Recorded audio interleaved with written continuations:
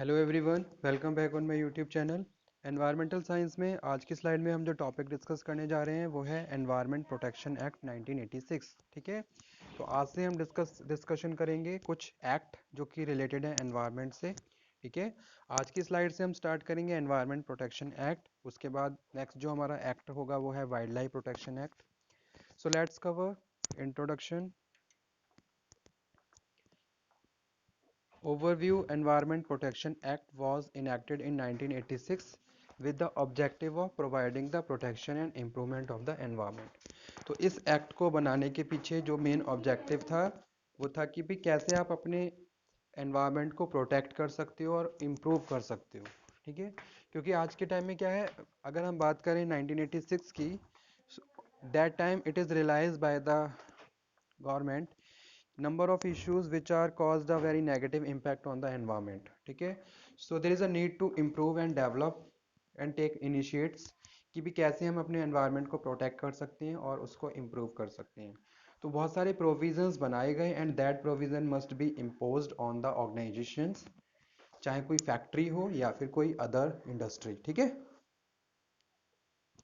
so it empowered the central government to establish authorities charged with the mandate preventing environmental pollution in all the form of tackle specific environmental problems that are peculiar to different part of the country। ठीक है, तो इसमें यहाँ पे हम बात कर रहे हैं कि भाई according to this act number of authorities are appointed by the central or state government for the protection and preservement of the environment। environment को protect करने के लिए बहुत सारी authorities appoint की गई, उनको कुछ पावर ड्यूटीज़ दी गई, रिस्पॉन्सिबिलिटीज़ दी गई ताकि वो बेटर तरीके से अपने एरिया में बहुत सारे ऐसे एक्शंस ले सकें जो हमारे एनवायरनमेंट को प्रोटेक्ट करें और इम्प्रूव करें। So the act is one of the most comprehensive legislations with the pretext to protection improvement of environment। ठीक है, इस environment को इस environment protection act को बनाने के पीछे जो मेन ऑब्जेक्टिव यही था कि भाई there is a proper need to protect our environment, क्योंकि आज के टाइम में बहुत सारे ऐसे फैक्टर्स जो हमारे एनवायरनमेंट को पोल्यूट कर रहे हैं। तो so there is a very urgency of this kind of act. The root of enactment of Environment Protection Act lie in the United Nations Conference of the Human Environment। ठीक है, तो तब से इसकी शुरुआत हुई, जो भी कॉन्फ्रेंस हुई थी जो कि स्टॉकहोम में हुई थी 1972 में, in which India participated, India ने भी उसमें पार्टिसिपेट किया था, to take appropriate step for the improvement of human environment. So the act implement the decision made at the Stockholm Conference. Constitutional provisions. Environment Protection Act was enacted under the Article 253. Pay attention on this line. जो ये act बना गया, ये act article 253 के under बनाया गया in Indian constitutions which provide the enactment of legislation for giving effect to international agreements. Article 48A of the Constitution specify that states shall endeavor to protect improve the environment। ठीक है, इसमें क्या है, states को power दी गई for protection of their environment. ठीक है, state government is also involve in environment protection, तो वो भी बहुत सारे रूल्स एंड रेगुलेशन बना सकते हैं ताकि बेटर तरीके से वो अपने स्टेट्स में एनवायरनमेंट प्रोटेक्शन से रिलेटेड पॉलिसीज़ को फॉर्मुलेट कर सकें। Article 51A further provide that every citizen shell protect environment. Article 51A में ये बताया गया है कि भी जितने भी सिटीजन्स हैं उनको एनवायरनमेंट प्रोटेक्ट के लिए खुद से भी इनिशिएट लेना चाहिए। ठीक है, they have to take certain kind of initiatives to protect and improve environment. Silent feature of the EPA Act, Environment Protection Act. Power of the central government. The central government shall have the power to take all such measures as to be deemed necessary or expedient for the purpose of protecting and improving the quality of environment in coordination with the state government. ठीक है, central government के पास power है कि भाई वो state government के साथ coordinate करके बहुत सारे ऐसे पॉलिसी बना सकते हैं, प्रोसीजर तैयार कर सकते हैं जो एनवायरनमेंट के प्रिजर्वेशन, प्रोटेक्शन और इम्प्रूवमेंट से रिलेटेड है। ठीक है, plan and execute nationwide programme for the prevention and control of the abatement of environmental pollution. Environment को पॉल्यूट करने में बहुत सारे ऐसे फैक्टर्स हैं, चाहे वो मैन मेड हो या फिर आर्टिफिशियल हो या फिर नेचुरल हो, तो उनको किस तरीके से हम रोक सकते हैं? जैसे कि आज के टाइम में आपने ध्यान दीजिए, इंडस्ट्रीज पे बहुत ज़्यादा ध्यान दिया जा रहा है क्योंकि इंडस्ट्रियल वेस्ट हमारे एनवायरनमेंट को बहुत ज़्यादा पोल्यूट करता है। ठीक है, नंबर ऑफ इंडस्ट्रीज रन कर रही हैं, so there will be certain kind of provisions which are related to factories act, which are imposed on the factories, कि भाई आप अगर कोई फैक्ट्री रन कर रहे हो, so you have to focus on and preserve protection of environment also. ठीक है, आपको ऐसा कुछ भी कोई ऐसी प्रैक्टिस नहीं करनी है जिसका एक नेगेटिव इफेक्ट हमारे एनवायरनमेंट पे पड़े। तो there must be factories employer must be install such kind of equipments जो एनवायरनमेंट प्रिजर्वेशन और प्रोटेक्शन से रिलेटेड होते हैं। ठीक है, ताकि आसपास के एरिया पे कोई भी नेगेटिव इफेक्ट ना पड़े। Lay down standard for the quality of environment in its various aspects. Lay down standard for emission or discharge of environmental pollutant from the various sources. Restrictions of area in which any industry operations or process or class of industry operations or process shall not be carried out subject to certain safeguards.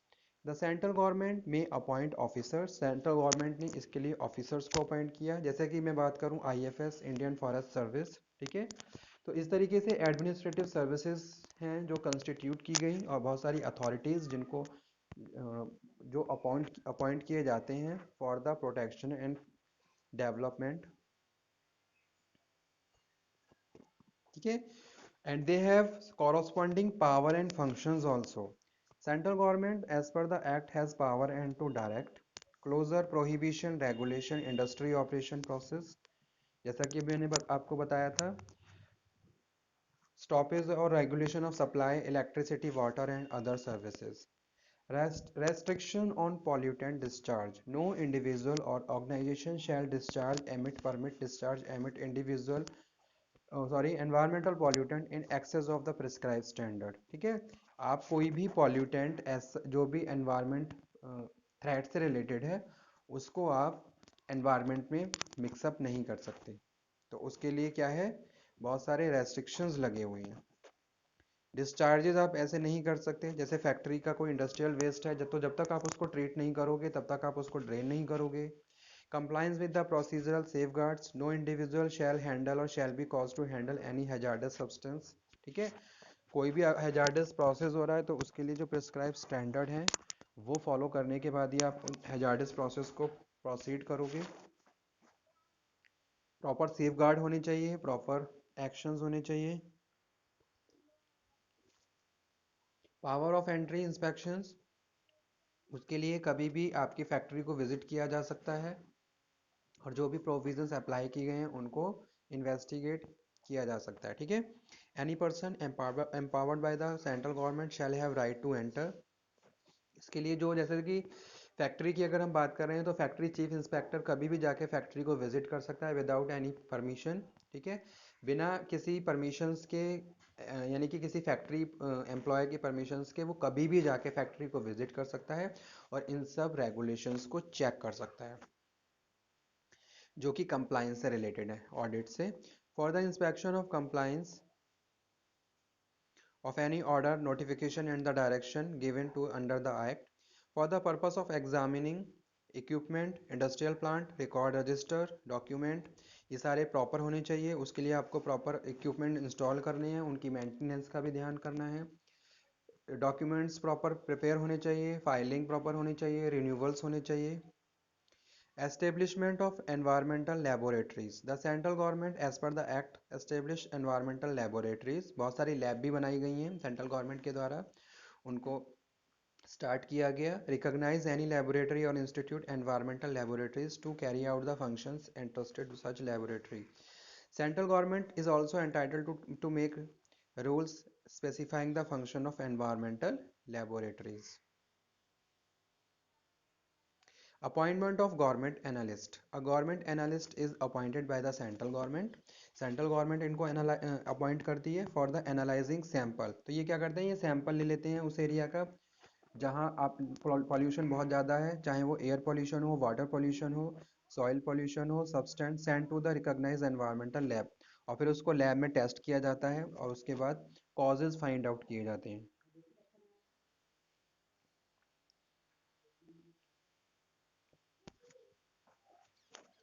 After that penalties of for offence, non compliance और कंट्रावेंशंस to any provision.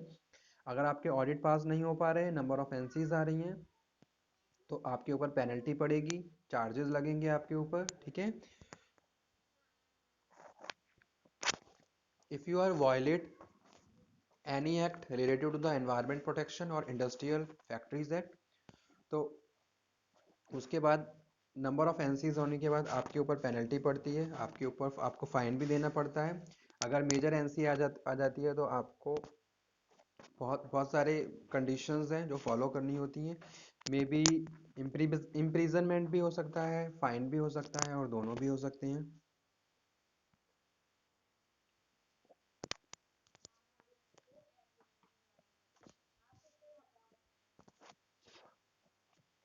Offence bye the government departments.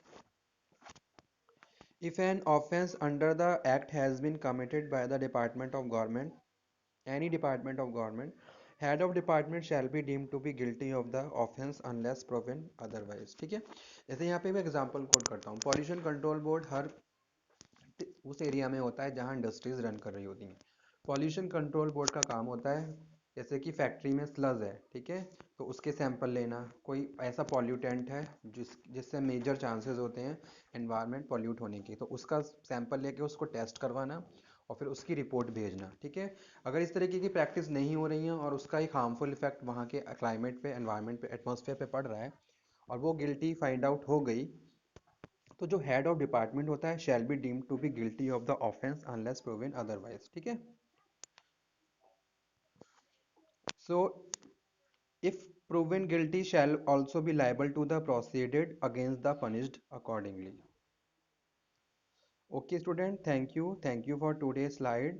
if you have any doubt, any query, then you can again discuss। Next slide में हम इसके और सब topics को discuss करेंगे, environment protection act. Okay, thank you.